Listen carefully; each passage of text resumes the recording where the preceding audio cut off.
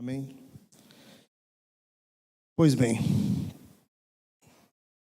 que tempo que a gente tem vivido como igreja, gente?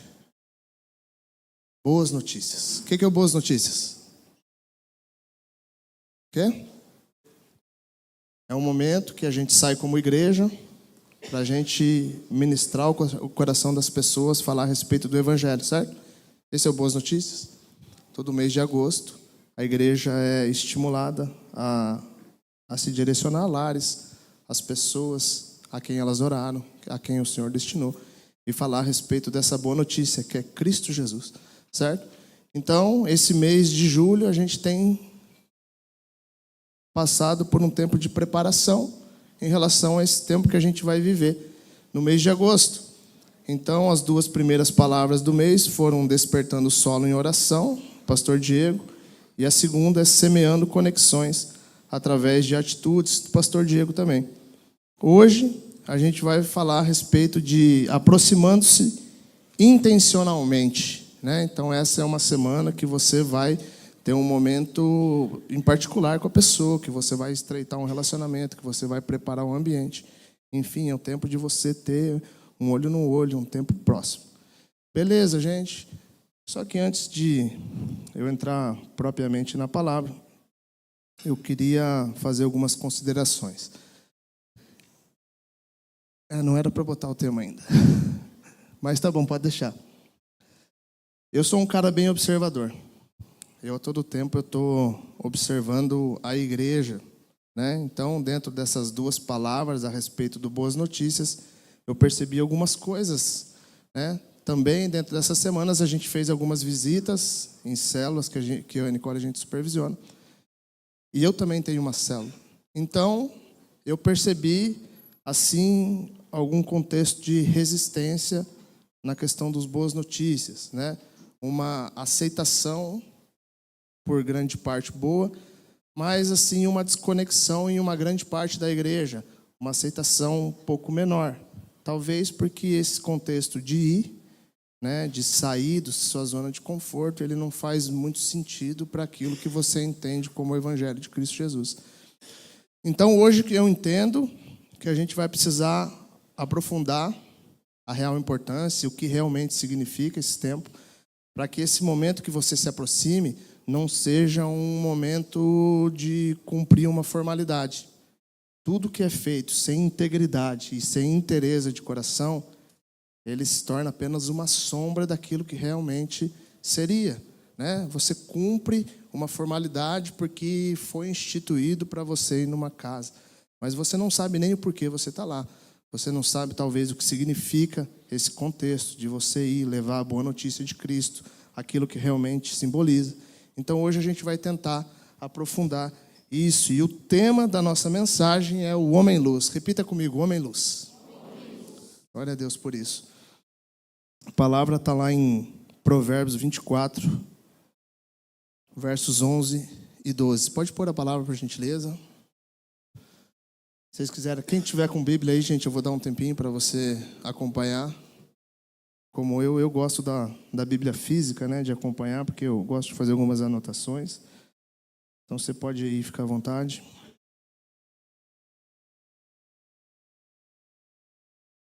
Você não quis jogar bola na montanha, São?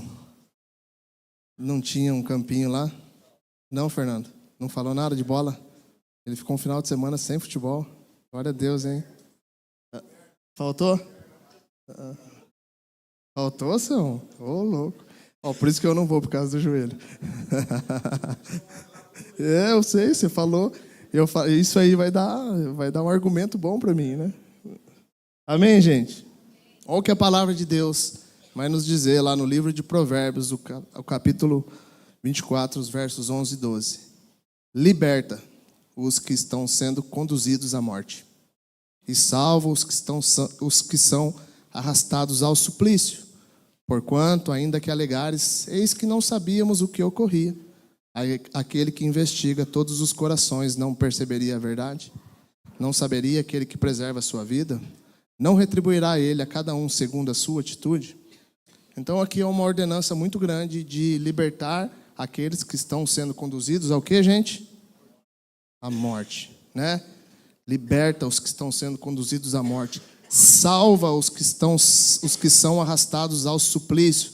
A palavra suplício, ela significa um lugar de tormento.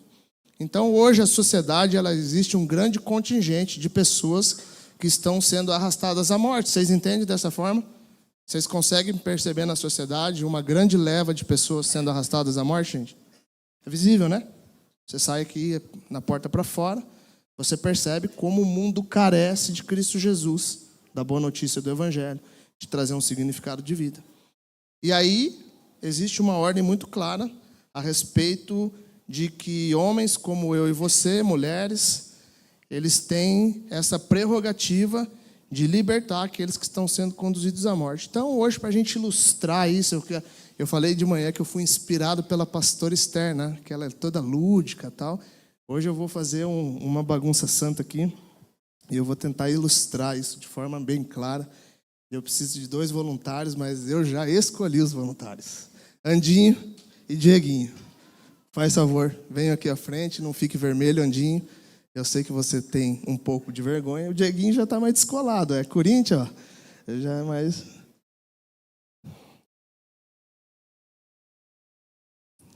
Amém, gente? Então, um vai ser o homem trevas e outro vai ser o homem luz. Você vai ser o homem luz ou o homem trevas? Luz? Ó, eu acho que ele achou que você parecia mais o homem trevas. Corinthians. Então, vamos lá. Essa é a lanterna que você vai usar para iluminar. Beleza? Então, antes da gente começar, a gente precisa classificar o homem-luz, gente. Quem que é o homem-luz? Vai, gente, vocês podem participar agora. Quem que é o homem-luz? Não. Não é o homem-luz Jesus. Quem que é o homem-luz? Nós. Aqueles que foram iluminados por Cristo Jesus e agora o Espírito Santo habita. Ó, até a cara do cara dá uma melhorada. A cara cansada, o cara dá uma boa melhorada, né? Até o feinho fica mais bonitinho com Cristo, né? O Espírito Santo melhora, ó. Um exemplo vivo. Glória a Deus por isso. Então, aqui está o homem-luz. Então, vamos classificar o homem-luz. Aquele que tem uma experiência com Cristo, né? Que ele é iluminado, que ele tem um propósito de vida, ele foi salvo, ele tem uma história, ele tem um testemunho, ele tem um lugar de onde ele saiu. A vida dele aponta por um contexto de ruptura, de vida com Deus. Eis aqui, ó. E agora a gente vai classificar o homem trevas. Senta aí, homem trevas. Faz umas caras meio esquisitas aí. Vamos classificar o homem trevas, gente. Misericórdia, né? Classifica, me ajuda a classificar o homem trevas aí. Depressivo. O homem trevas é depressivo. Ansioso, boa. O que mais? Como? Pecador. Nervoso. Boa. O que mais, gente? Invejoso. Não, corintiano não. Já. De novo, Ju. Mentiroso. Boa. O que mais, gente? Vamos, participa. Desonesto. Também. Mau caráter. Arrogante. Egoísta. Soberbo. Mas pode ser também um dependente químico. Um dependente alcoólico. Alguma pessoa que ela não tem um propósito de vida. Certo? O homem em trevas, ele pode ser classificado das mais variadas formas. Mas o homem em trevas pode ser uma pessoa muito bem sucedida na vida. Pode ser uma pessoa que ela vive um momento muito bom. Pode ser uma pessoa que tem uma grande empresa, um grande negócio, uma família. Mas só que ele não tem Jesus. É uma pessoa que ela não teve um encontro verdadeiro com Jesus a ponto da vida dela ter um significado verdadeiro. Certo? Então, qual que é a função do homem-luz? Isso, encontrar o homem-trevas. E agora, então, a gente vai ilustrar aqui de forma mais clara. Dieguinho, dá uma levantadinha.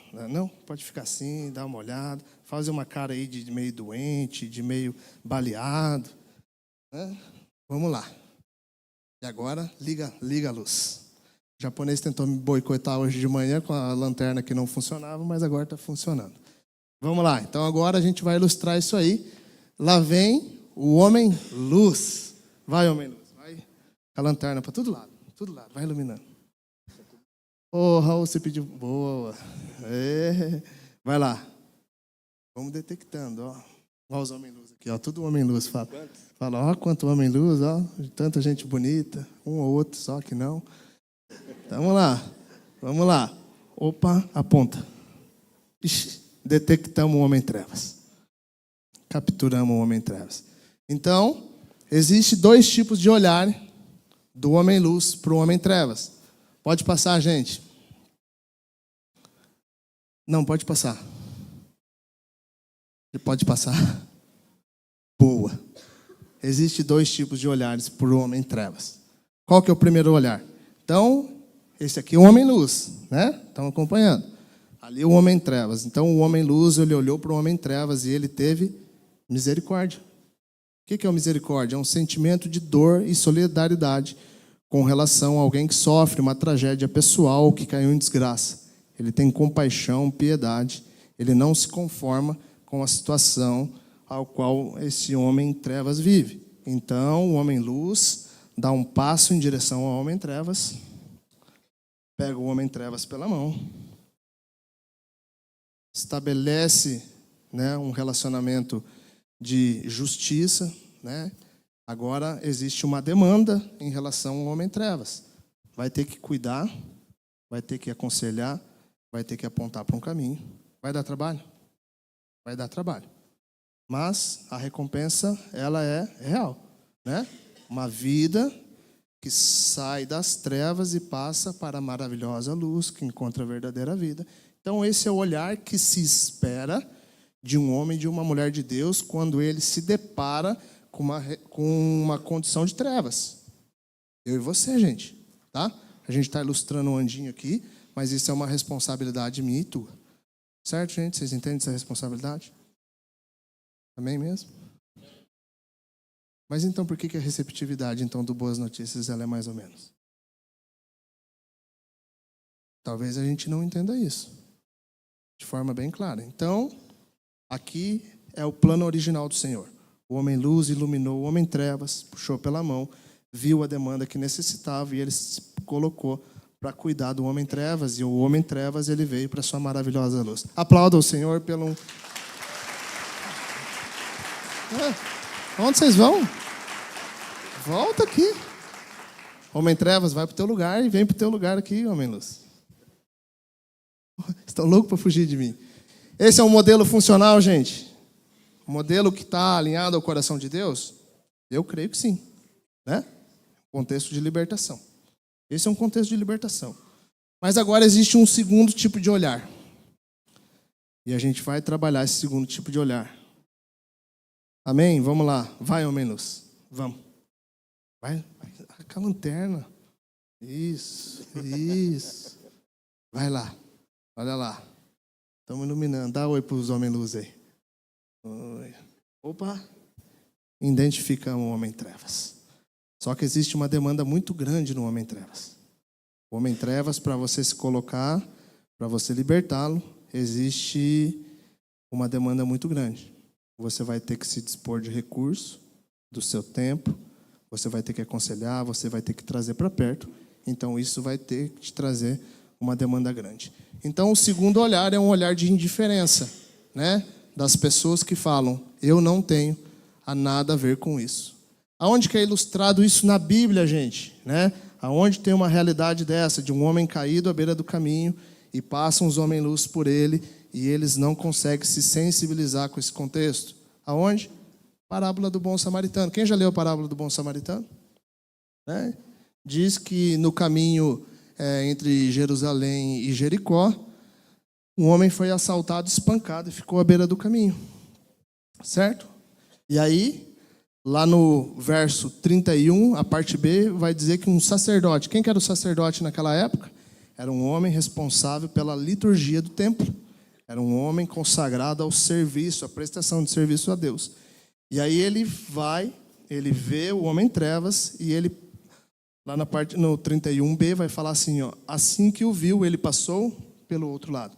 Passa pelo outro lado. Vê o homem em trevas, detecta a realidade, vê que vai dar um trabalho danado, ainda mais esse, olha, cansado.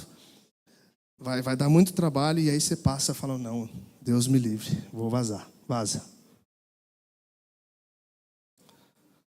Da mesma forma, volta agora. Levita. Quem que era o levita, gente? Outra pessoa encarregada do serviço do templo, certo? E aí o levita, ele quando vê o homem em trevas, no 32 daí, né, parte B, vai falar, quando chegou ao lugar observando aquele homem, ele passou de largo, passa de largo. Agora vocês podem voltar para o caminho, para o lugar de vocês. Desliga a luz, lanterna do japonês. Ambos ignoraram, não deram bola, não se importaram, certo? Foram indiferentes ao sofrimento humano. Uma pessoa que padecia, uma pessoa que precisava cuidado, uma pessoa que precisava de uma orientação, precisava de Jesus. Só que ele percebeu que ali seria uma demanda muito grande. Ali ele teria que gastar o seu tempo, o seu recurso, investir naquela vida. E aí talvez não se encaixasse no modelo que ele tinha em relação a Deus. Qual que é o modelo geralmente que a gente tem em relação a Deus? A gente tem um modelo onde a gente desenvolve um relacionamento com Ele e a gente é beneficiado através desse relacionamento com Ele, certo? Você é o único beneficiado. Aliás, a base de todas as religiões é essa. Existe um Deus lá no céu. Ele tem a capacidade de te abençoar, de te amaldiçoar. Você vem, presta um sacrifício para Ele e Ele te abençoa. Então você sempre é o único beneficiado. Então, quando você se depara com uma realidade dessa, você entende que aquilo não vai te trazer benefício próprio, certo? Mas esse é um olhar disfuncional. E nesse segundo tipo de olhar, no olhar da indiferença, que a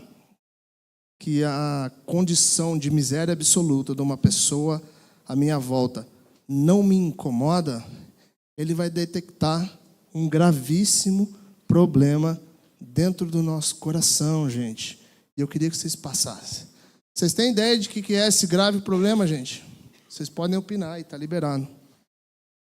Enquanto vocês opinam aí, podem abrir lá no livro de Mateus 16, a partir do verso 21. Vocês têm ideia do que seria esse grave problema de olhar e não se sensibilizar? De olhar para uma realidade que precisa de cuidado, precisa de atenção, precisa de direcionamento e você não se sensibilizar com isso? Você tem ideia, gente? Alguém quer opinar? Vocês estão muito quietos. Cutuca o cara que está do teu lado aí. Falou, você está vivo aí? Hã? Religiosidade. Como outro? Egoísmo. Também. Olha o que a palavra de Deus vai nos dizer no Evangelho de Mateus.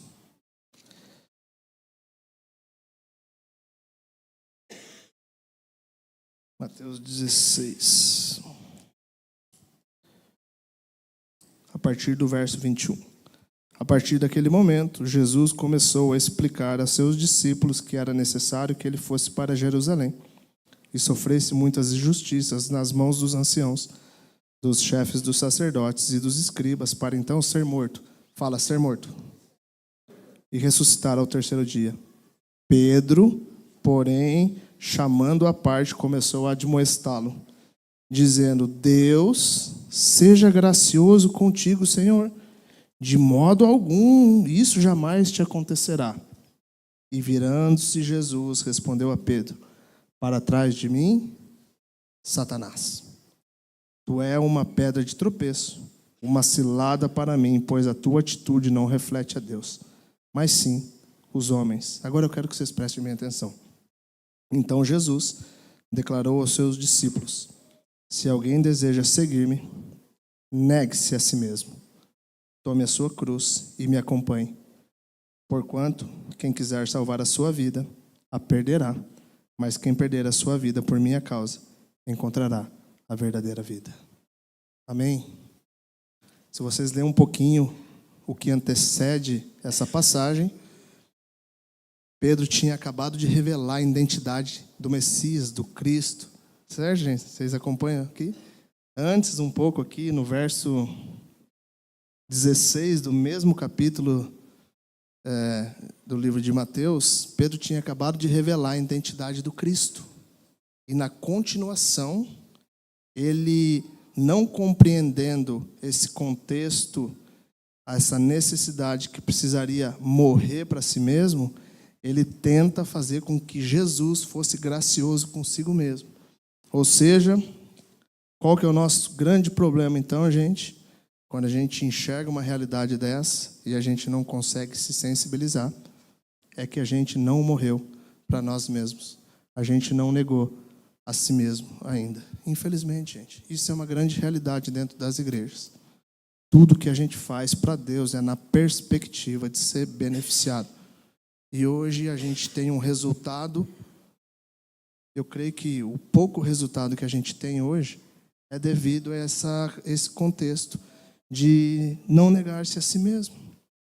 Esse é o grande obstáculo para um homem de Deus, ele cumprir a verdadeira missão dele, que é fazer discípulos, que é manifestar a obra que o Senhor fez dentro do coração dele.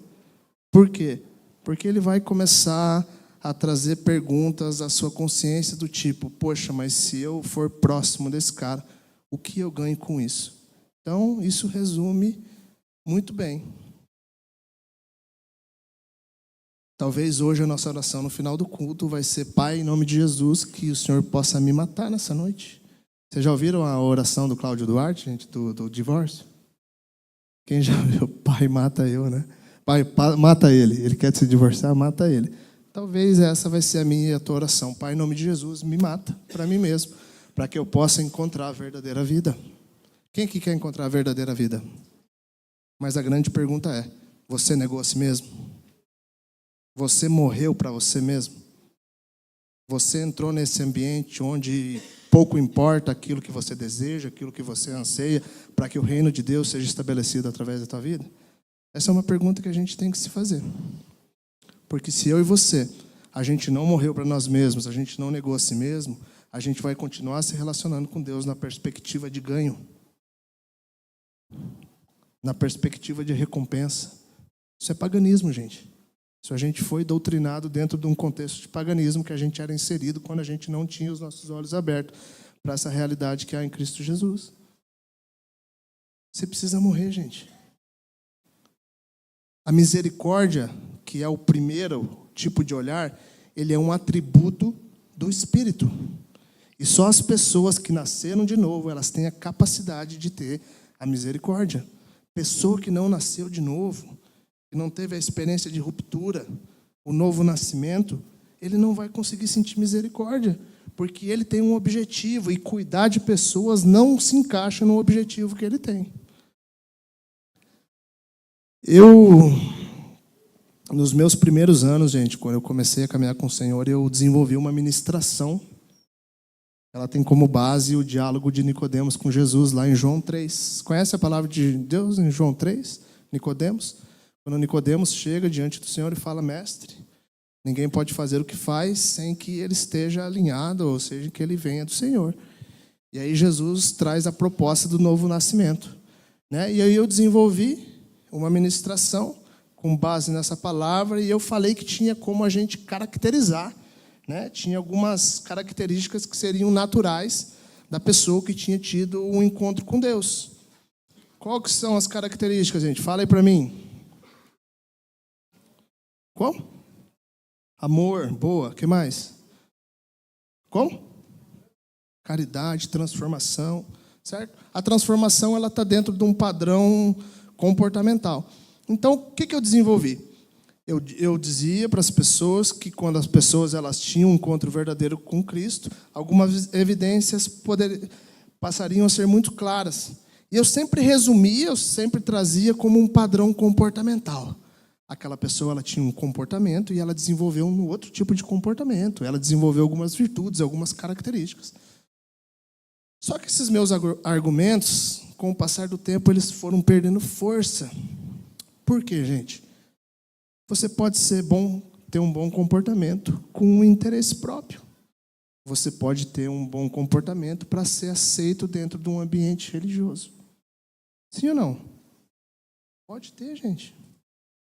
Você pode ter um bom comportamento por conveniência.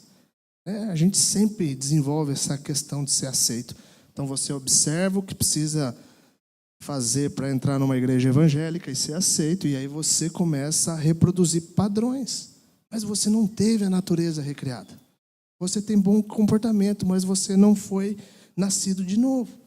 E aí eu fiquei pensando, mas então existe uma maneira da gente avaliar o novo nascimento verdadeiro.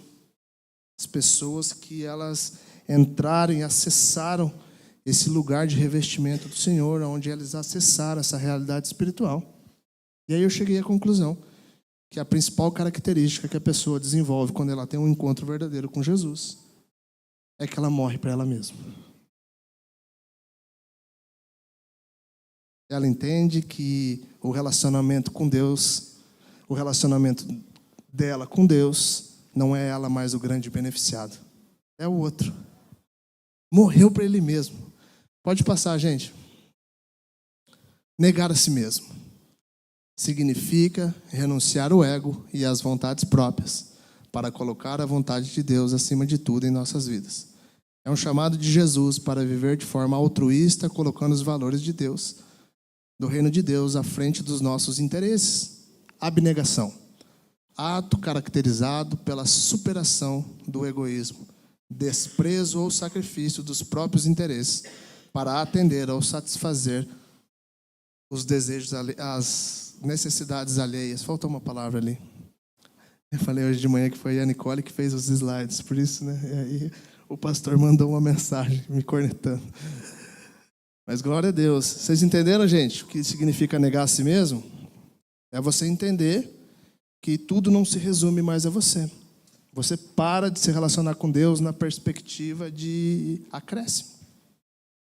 Você entende que agora você é uma poderosa ferramenta na mão do Senhor. E aí tudo, presta atenção nisso, tudo o que está fora do lugar, à tua volta, passa a ser tua responsabilidade. Será que a gente está disposto a viver nesse ambiente, gente? Opa, peraí. Eu sou um homem nu, gente. Eu tenho que iluminar as trevas. Preciso fazer algo por essa família que perece, por esse casamento que está sendo destruído. Se isso não mexe com você, talvez significa que você não morreu para você mesmo. Não tem como, gente. Pessoa que não morre, que não nega a si mesmo, ela não consegue se sensibilizar com realidades. Porque vai dar trabalho. Você vai ter que dispor de tempo, e hoje o nosso tempo vale dinheiro, né? Não é esse tipo de argumento que a gente fala? Tempo vale dinheiro. Você vai ter que dispor de recurso. Se uma irmã ou uma irmã estiverem necessitados de roupa ou do alimento de cada dia, e vós dizeis, ide em paz, aquecei-vos e satisfazer até por completo, mas sem dar alguma ajuda concreta, de que adianta isso? Você vai ter que estar lá e botar a mão no arado. Tirar o recurso do teu bolso e suprir uma família. Luz.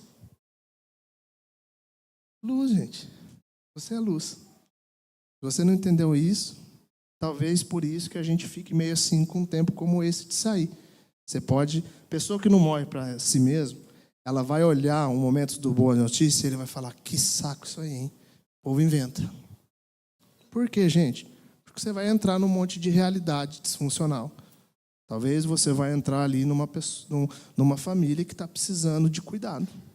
Estão destruído no casamento. Estão destruído em todas as esferas. E você vai ser o instrumento de Deus para sarar, para curar, para libertar. É a continuação, gente. Curados para curar, libertados para libertar. É uma continuação. É recíproco. Entenderam? Está dando para entender?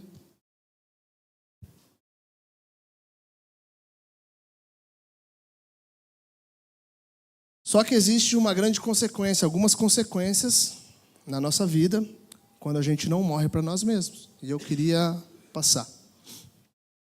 Olha só, gente. Consequências da gente não morrer para nós mesmos. Primeira, desenvolvemos a cultura da indiferença. Você viu o homem luz lá como ele foi indiferente à realidade do homem trevas? Falta de interesse, atenção, cuidado, consideração, descaso e desdém. A indiferença ao sofrimento humano é uma das mais radicais expressões de impiedade na Bíblia. A maior miséria humana é atravessar a calçada e passar indiferente a quem sofre. A maior miséria que um ser humano pode desenvolver na vida dele é passar de largo. É passar a enxergar uma realidade e ele não se compadecer daquilo. Quem é mais miserável? Aquele que está jogado, marginalizado, ou aquele que passa, que pode fazer alguma coisa e que teria até a prerrogativa de fazer alguma coisa? Talvez esse é o nosso comportamento hoje diante da sociedade. Quanta coisa disfuncional tem à tua volta?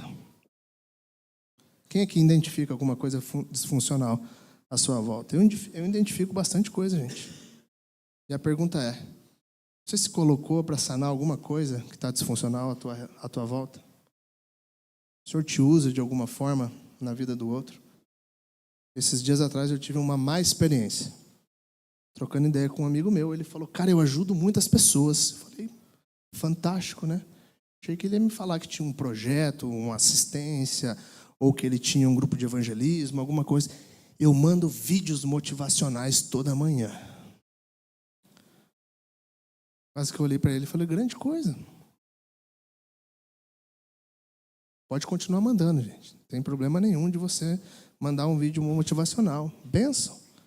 Mas se isso é o que você faz pelo outro, por favor. E aí o cara vai falar, irmão, tudo bem. Muito bacana o teu vídeo. Mas aqui em casa eu estou enfrentando uma luta com a Dona Maria. Não é você, mãe. É a Dona Maria, a esposa. O casamento tá... Vocês não têm como vir orar? Aí você... Vocês não podem me acompanhar numa célula? Vocês não podem ter um tempo de aconselhamento comigo, com meu marido? Gente, é na prática. É na vivência, na experiência. A Bíblia ela pode servir como um livro de conhecimento, simplesmente. Aquele que ouve as minhas palavras e as pratica. É comparado a um homem que construiu a sua casa sobre a rocha, e aí vieram as enchentes, sopraram-se os ventos, e aquela casa não caiu, porque ela tinha um alicerce. Então, a experiência da prática, ela te consolida, ela traz fundamentação para a tua existência. Hoje a gente tem muitas pessoas valentes na internet. Pessoas que defendem boas ideias e defendem bons ideais. Mas a pergunta é, você tem a coragem de dar concreção histórica no chão da vida a essas realidades que você defende? Eu e você, a gente defende muita coisa boa, gente. Né? A gente tem muitos princípios que a gente aprende da palavra. Mas e a hora do pega? E a hora que a vida exige renúncia, abnegação?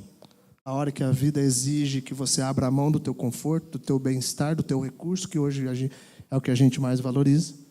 Será que a gente está disposto a abrir mão disso para estabelecer justiça? Para a gente ser o próximo na parábola do bom samaritano? Para a gente alcançar uma vida? Ou o momento do Boa Notícia vai ser o momento de você chegar lá no Diegão e falar, Diegão, Jesus te ama. Amém? Tira uma foto nossa aí, Diegão.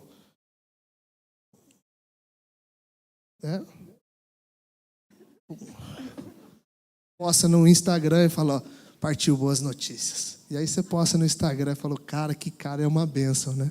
É uma bênção nada. E a hora que o Diegão der trabalho? Quem vai cuidar do Diegão? É isso que acontece, gente. A gente está preocupado com uma performance.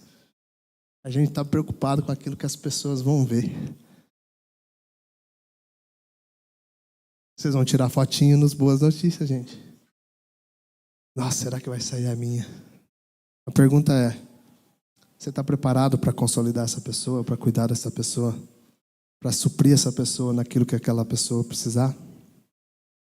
Claro que a gente tem que ter discernimento, né, gente? Eu não estou falando para você ser irresponsável com os dons, com os talentos, com os recursos que o Senhor te dá. Você vai avaliar a forma correta. Mas se o Senhor te pedir para suprir uma família, você tem coragem, gente? De abrir mão de um desejo teu para suprir uma família? A pergunta é essa, gente. Sabe por que eu estou falando isso? Porque você tem que ir para o confronto com esse entendimento. Se você for para o confronto sem esse entendimento, provavelmente a tua efetividade não vai ser alcançada.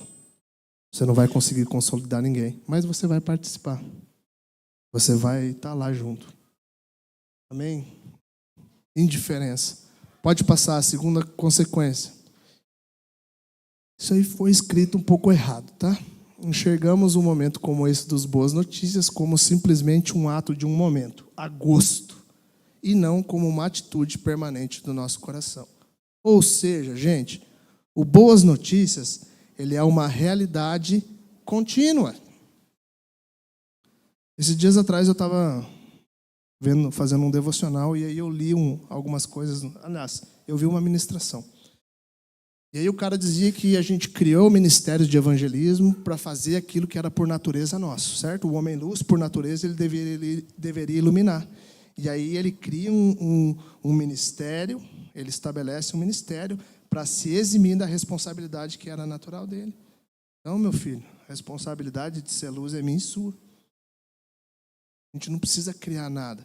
O Boas Notícias, ele não é simplesmente lá em agosto, não, é uma atitude permanente do teu coração.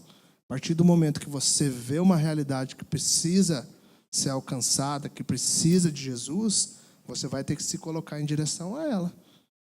Né? Senão vai aparecer lá o cara falou, irmão, lá em outubro, Fernandão, preciso fazer uma visita para o irmão lá. Ele falou, irmão, marca para Boas Notícias do ano que vem. Vocês estão dando risada? Mas isso é uma verdade, gente.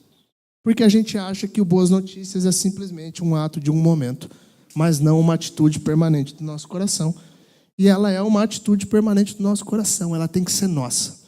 O Boas Notícias, a mensagem da cruz, o revestimento de poder, Cristo, tem que ser diário em nossa vida, a ponto de as pessoas elas te enxergarem e elas terem uma esperança. A ponto de você colocar a mão no ombro de uma pessoa, fazer uma oração por ela. Ela fala, cara, eu senti a presença do Senhor através da tua vida. A ponto de você ver uma demanda e você lá suprir aquela demanda. Homem-luz, gente. Eu e você, a gente foi chamado para ser o homem-luz. Próximo. Ah, tá. Agora pode voltar, por favor. Eu coloquei mais uma característica, mais uma consequência de quando não morremos para nós mesmos, que é o individualismo. A atitude de quem vive exclusivamente para si demonstra pouco ou nenhuma solidariedade, egoísmo e egocentrismo, vaidade excessiva.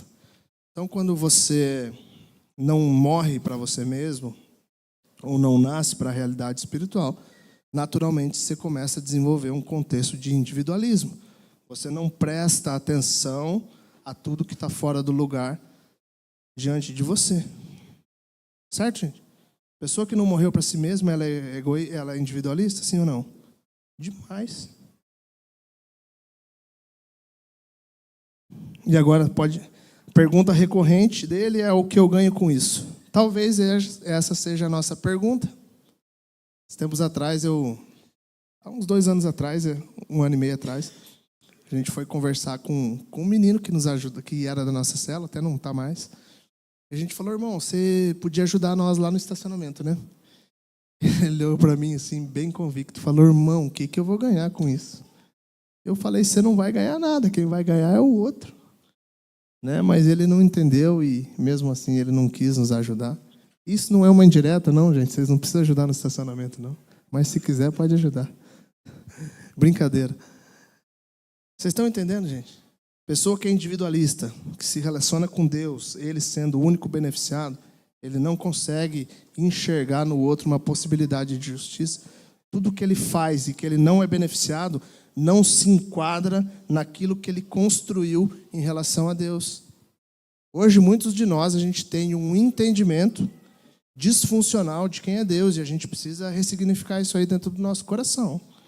Se Deus é alguém preocupado com o teu bem-estar, com a tua satisfação, com os teus prazeres, com os teus anseios, eu sugiro para você que você desconstrua isso para que o Deus vivo e verdadeiro ele nasça floresça e gere frutos de arrependimento na sua vida.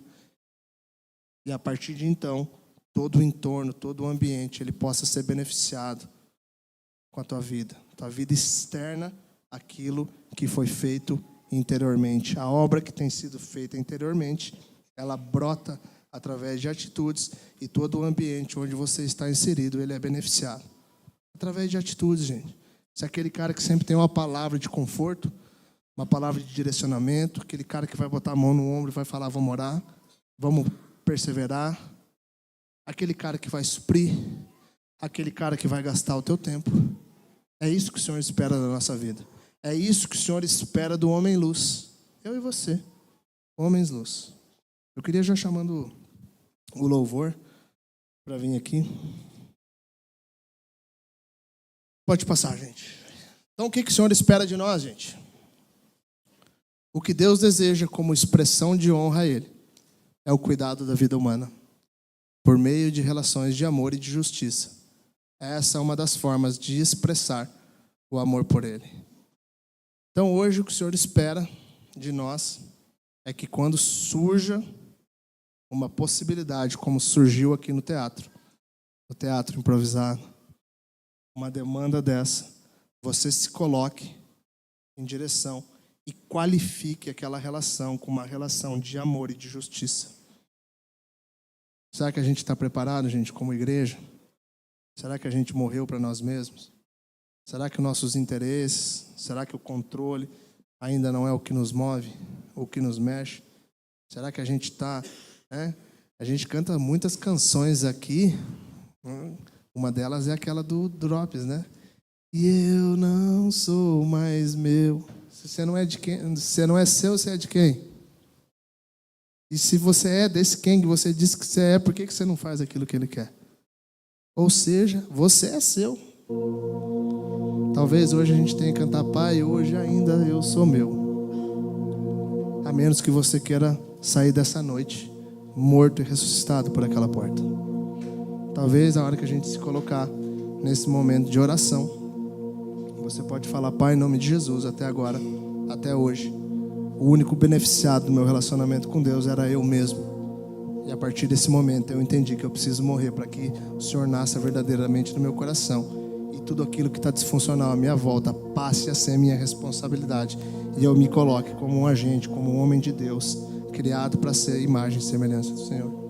Talvez vai ser essa a nossa oração. E agora eu vou contar algo pessoal, gente, para vocês entenderem a necessidade, como que isso é muito sério.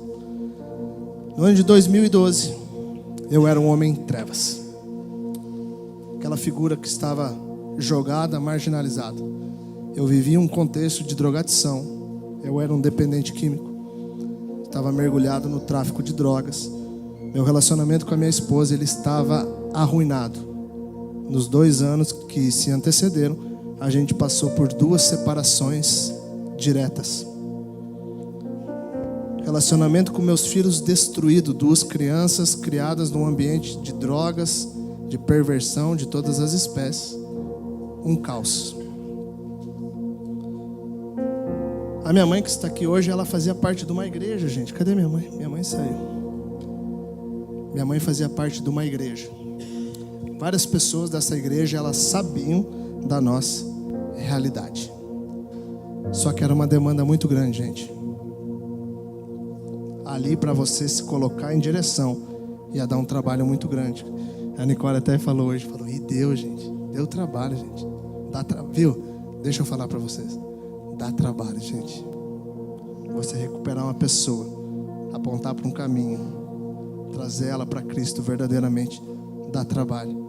Mas a Bíblia nos estimula e nos ensina que o nosso galardão, a nossa recompensa, a partir de então, ela é outra. Não ajuntai para vós outros tesouros na terra, onde traça e ferrugem corrói, onde ladrões arrombam para roubar. Mas ajuntai para vós outros tesouros no céu.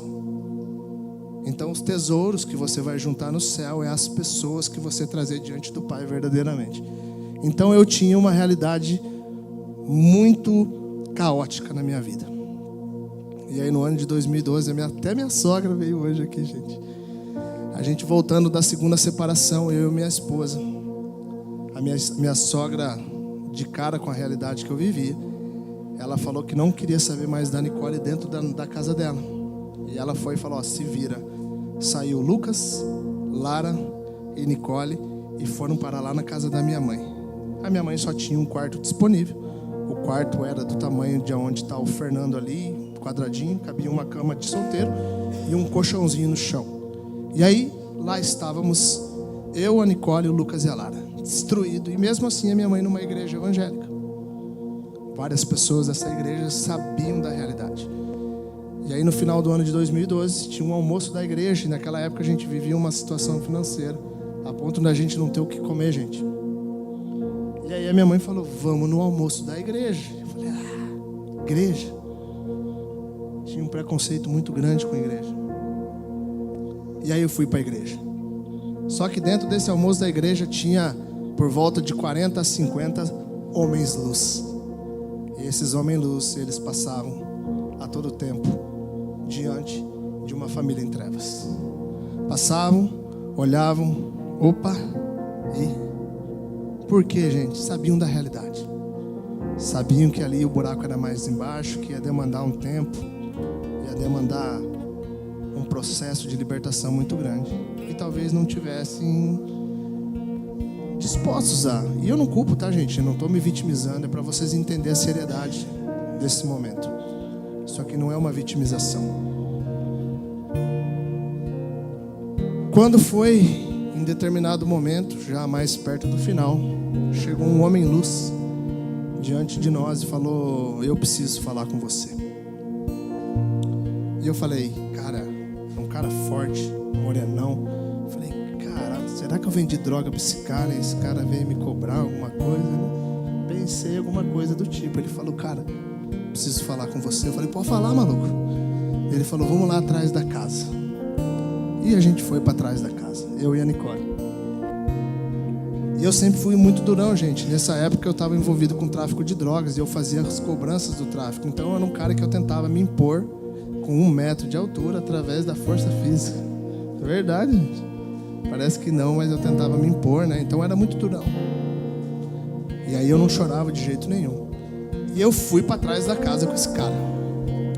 Esse cara pegou e olhou dentro do meu olho e falou, irmão, você precisa de ajuda. E aí o homem trevas desabou. Porque geralmente o homem trevas, ele não sabe que ele precisa de luz. O homem trevas, geralmente, ele não sabe que ele precisa de ser restaurado. Eu não sabia, gente, que eu precisava de Jesus. Mas o homem luz sabia. E ele falou, você precisa de ajuda. Vem cá, Vini. E ele olhou para mim. E ele fez da seguinte forma. Vem comigo, que eu vou te ajudar. E me deu um abraço. Irmãos, pensa num homem que desabou.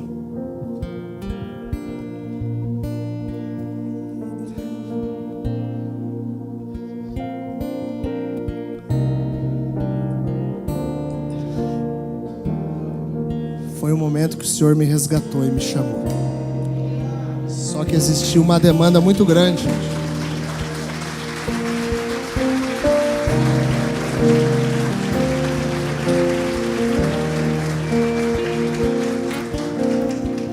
Vocês estão aplaudindo porque vocês não sabem o resto. Só que existia uma realidade para ser trabalhada ali. Eu tinha desenvolvido uma dependência química muito grande. Eu estava num contexto de aprisionamento muito grande. Então esse cara começou a me cuidar, me aconselhar, investir tempo na minha vida. E mesmo assim eu tinha as minhas quedas. Mesmo assim eu não conseguia me firmar. Foi em agosto de 2013 que eu fui internado numa casa de recuperação em Curitiba. Tive minha experiência com Deus. E aqui estou. E se não tivesse aquele homem luz, gente? Se aquele cara não tivesse tomado uma atitude, partido em direção a mim e falado, filho, você precisa de ajuda. Talvez eu nem aqui hoje, minha esposa, e nem o Emanuel existiria. Através de um posicionamento de um cara que foi pro combate, gente. Um cara que decidiu um enfrentamento sabendo que ele ia ter que se desgastar. Ele tinha que investir o tempo, o recurso dele, ele ia ter que orar, ele ia ter que se decepcionar, porque ele se decepcionou bastante, que eu não conseguia firmar, gente. Mas hoje eu creio que aquele cara, ele tem uma recompensa no céu. Inclusive, conversando com o Kleber é fruto do mesmo cara em relação a restabelecer o Kleber. Trouxe o Kleber de volta. Olha te expondo aqui, Clebão. Glória a Deus, né? Homem-luz fazendo o papel de homem-luz. Talvez hoje você saia daqui com uma postura diferente, com um entendimento diferente em relação ao que verdadeiramente significa boas notícias. Hoje você não vai atrair uma pessoa para dentro da igreja e falar: vem aqui ser evangélico ou fazer parte da nova aliança. Não, você vai trazer aquela pessoa das trevas para a maravilhosa luz. Você vai fazer com que essa pessoa acione e ela se achegue em um ambiente de cura, de libertação, e que ela tenha a verdadeira vida. Esse é o meu objetivo, o teu. Fazer com que as pessoas tenham esse encontro verdadeiro com Jesus e que suas vidas sejam restauradas e transformadas. Talvez com esse entendimento a gente consiga se direcionar a essas famílias que receberão as boas notícias com um estímulo muito maior, com uma seriedade muito maior, com uma percepção muito maior daquilo que realmente simboliza as boas notícias. Talvez a nossa efetividade vai ser também muito maior. Mas se preparem, gente, vai dar trabalho. Não pense vocês que não vai dar trabalho, vai dar trabalho. A pessoa que está nas trevas, geralmente ela vai precisar de um grande cuidado. E o Senhor vai te usar como uma ferramenta poderosa na mão dele. Amém, gente? Queria te convidar em pé, para ficar em pé. Talvez esse é o momento de você falar: Pai, eu não morri. Pai, eu ainda vivo para mim mesmo, eu não me neguei. Eu acho que o meu relacionamento com o Senhor, ele se baseia naquilo que é melhor para a minha vida, para os meus desejos. Eu quero que o Senhor me ajude, Pai, nessa noite a morrer para mim mesmo, a negar a mim mesmo, a entrar nesse contexto de abnegação, onde eu não sou a pessoa mais importante da minha vida, mas sim o Senhor. E a partir desse momento, então, todo o entorno seja beneficiado com isso. Em nome de Jesus. Cristo, manso e humilde, assento-se à mesa. Filho de Deus se encarnou, assentou-se à mesa.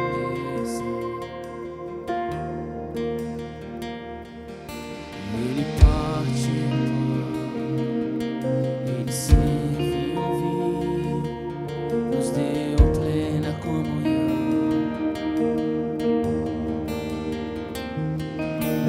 E o véu se rasgou, fez um novo caminho, temos plena comunhão.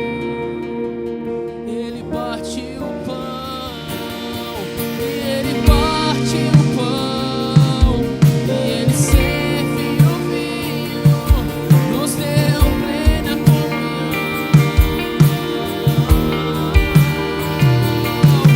E o véu se rasgou,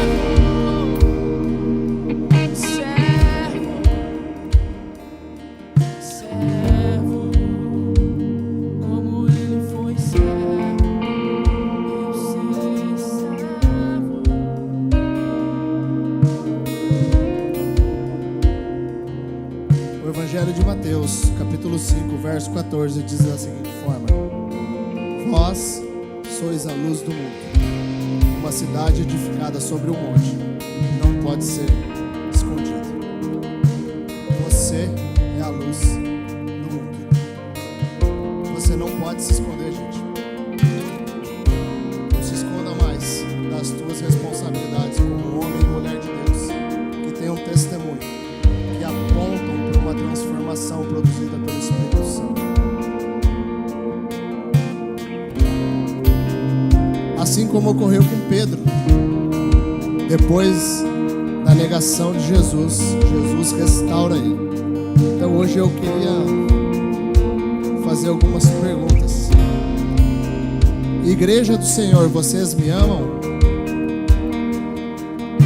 Liberte os que estão sendo conduzidos à morte. Igreja do Senhor, vocês realmente me amam? Negue-se a si mesmo, tomem sua cruz e sigam-me. Igreja do Senhor, vocês me amam? Pastoreio as minhas ovelhas. É esse entendimento que a gente tem que sair, é com essa postura que a gente tem que se colocar. É com esse modelo saudável que o Senhor quer que você estabeleça o reino dele, que você liberte os cativos, os oprimidos. Pai, no nome de Jesus, muito obrigado por esta noite, Pai. Essa noite nós sabemos que o Senhor nos chama para um caminho de morte e ressurreição. Um caminho, Pai, onde a nossa vida ela perde o valor para que a Tua obra seja manifestada através das nossas vidas. Em nome de Jesus, que a gente possa acessar esse ambiente de revestimento, esse ambiente de poder, Pai, esse ambiente de autoridade, esse ambiente, Pai, que não se conforma com as pessoas sendo mortas à nossa volta. Em nome de Jesus, gera no nosso coração, Pai, uma sensibilidade. Nos direciona, Pai, em direção àquelas pessoas que realmente precisam ser libertas, curadas, restauradas, restabelecidas. E que o Senhor também nos dê disposição, Pai, para cuidar, para alimentar, para suprir aquilo que elas mais necessitam. Em nome de Jesus, nos dê sabedoria, nos dê discernimento, nos dê graça, nos dê amor, Senhor. Derrama sobre nós o Teu Espírito Santo para que Ele nos capacite a cumprir, Pai, as boas notícias de uma forma clara, de uma forma objetiva, de uma forma que alguém verdadeiramente sabe o que isso significa. Significa um caminho de libertação, um caminho de quem passa da morte para a vida, um caminho de quem os seus olhos são abertos e passa a experimentar a maravilhosa graça do Senhor. Nós te agradecemos, Pai, em nome de Jesus. Amém. Glória a Deus.